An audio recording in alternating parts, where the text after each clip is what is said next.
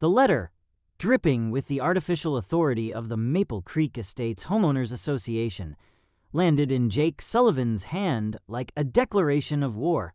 Remove his boat from his lake within 48 hours or face a daily $500 fine and the threat of it being towed at his expense. Jake, a 40-year-old software engineer, recently retired to his family's ancestral lake house after a lucrative buyout of his cybersecurity startup, couldn't help but laugh. These pompous bureaucrats, led by the self-important HOA president Richard Wilkins, had been blithely using his family's 50-acre private lake for years without permission, and now they had the audacity to dictate terms to him, the actual owner. Oh, this was going to be a takedown for the ages. Sullivan Lake had been in Jake's family for 3 generations, purchased by his grandfather, a commercial fisherman turned passionate conservationist.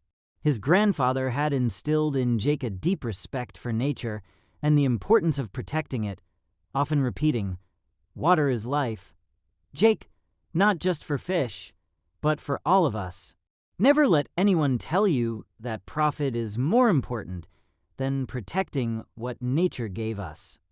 After the passing of his grandfather, and then his father, the lake and its modest cabin became Jake's. Seeking refuge from the burnout of Silicon Valley, he renovated the cabin and moved in, finding solace in the quiet rhythms of lake life, particularly fishing from his grandfather's weathered 16-foot aluminum boat. This peace was shattered by the neon orange violation notice taped to his boat, citing unauthorized watercraft and aesthetic standards violations. An official letter from Richard Wilkins soon followed. His neighbor, Ray Delgado, a retired carpenter who had known Jake's grandfather, confirmed his suspicions. The HOA, which had developed the fancy Maple Creek estates on the north side of the lake about 10 years prior, had grown increasingly aggressive, acting as if they owned everything. Ray revealed they'd been using Sullivan Lake for their elite anglers club fishing tournaments for years, treating it like their personal country club. A quick online search confirmed Ray's words. The HOA website and the Elite Anglers Club page were plastered with photos of lavish fishing derbies and lakeside barbecues held on the eastern shore, unequivocally Jake's property. They were even planning their biggest tournament of the year, with a $5,000 prize for the following weekend, all without a whisper of permission. They had gradually asserted control, taking advantage of the cabin being vacant, even referring to Sullivan Lake as our community's crown jewel. Jake immediately called his college friend, Emma Porter, now an environmental lawyer specializing in water rights. Emma, after confirming Jake's clear ownership of the lake bed and water rights, was incredulous. "They don't have a legal leg to stand on, Jake. This is trespassing, plain and simple." She advised him not to respond to the HOA's notice yet, but to gather evidence. Jake installed discreet, high-resolution security cameras around the lake and unearthed all the original deeds and a 2010 property survey, all unequivocally confirming his ownership. Curiosity led Jake to attend an HOA meeting as an observer. Richard Wilkins, a man with perfectly coiffed silver hair and a country club smile that never reached his eyes, droned on about lawn heights and mailbox designs. When he mentioned an unauthorized boat on community waters, Jake politely questioned the lake's ownership. Wilkins became visibly flustered, vaguely referencing historical arrangements and asserting the HOA's full authority without providing specifics. His evasiveness and a concerned glance exchanged with the HOA vice president, Karen Mitchell, told Jake he was onto something. After the meeting, Gerald Thompson, president of the Elite Anglers Club, approached Jake, feigning welcome. He patronizingly offered Jake exclusive access to the best spots on his own lake and invited him to the upcoming championship.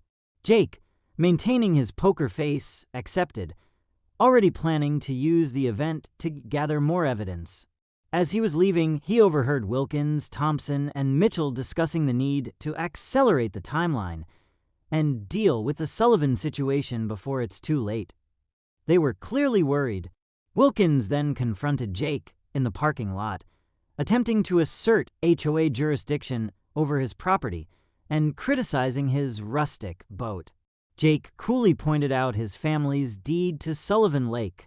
Wilkins, momentarily flustered, suggested their lawyers discuss the misunderstandings, thinly veiling a threat. The battle lines were drawn. The next morning, Jake discovered his boat was gone, impounded by the HOA, with a notice demanding a $750 fine for its return. The local sheriff's office, when contacted, dismissed it as a civil matter, raising Jake's suspicions about the HOA's local influence. Emma and Jake decided on a subtle strategy. Emma drafted a carefully worded letter to the HOA requesting documentation on lake ownership and management, designed to put them on notice without revealing the extent of Jake's knowledge. They would let the fishing tournament proceed, with cameras recording everything. The HOA's lawyer responded with a letter full of vague threats, conspicuously lacking any specific legal claim to the lake, which Emma saw as a sign of their weak position. Jake also discreetly contacted Sarah Lynn, a local reporter known for covering HOA overreach. Sarah was immediately intrigued by the potential story of a private lake being usurped for a large development. She agreed to investigate quietly. The day before the tournament, Wilkins visited Jake, attempting a more conciliatory approach. He offered to make an exception for Jake's boat if Jake signed an agreement acknowledging the HOA's management role over the lake. Jake, playing along, innocently asked if the agreement covered the fishing tournament and the rumored resort development.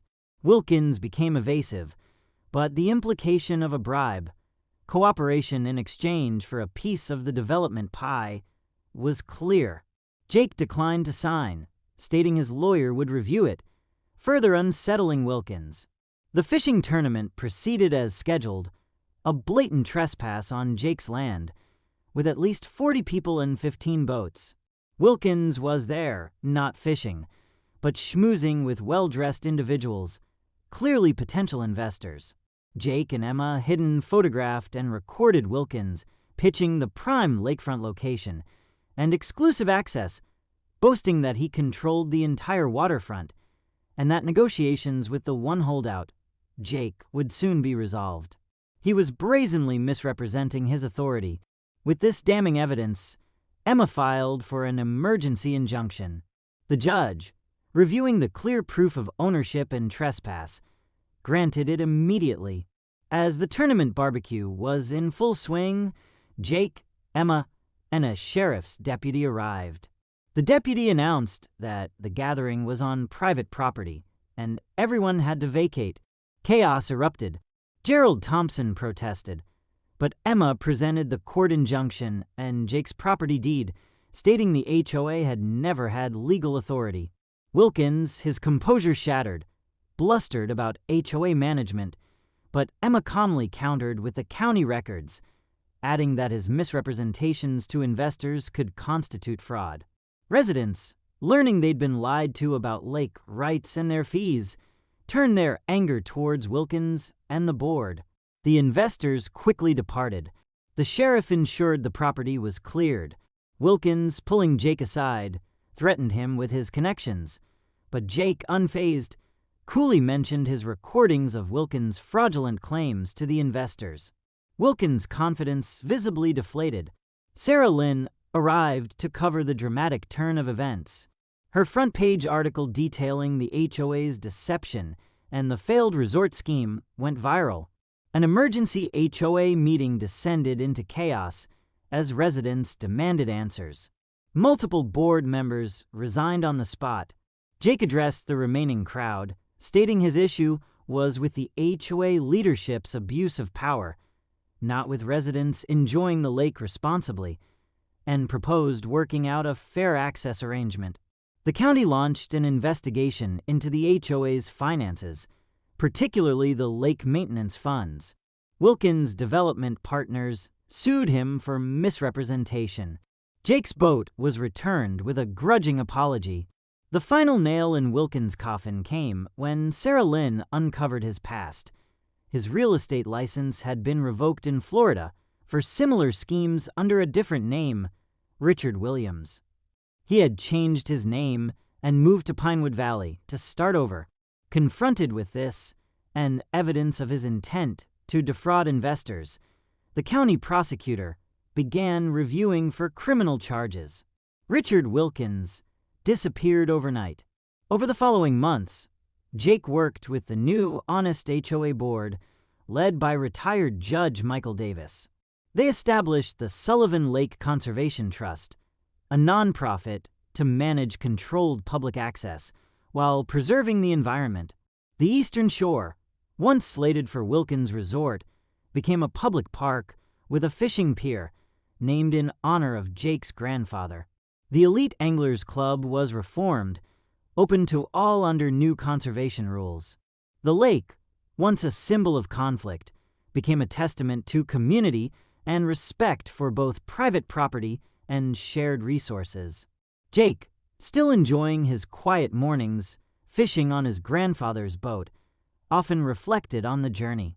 The sweetest victory wasn't just defeating the HOA tyrants, but transforming their greed into an opportunity to build something lasting and good, honoring his grandfather's legacy. Water is life, not a commodity to be bought and sold.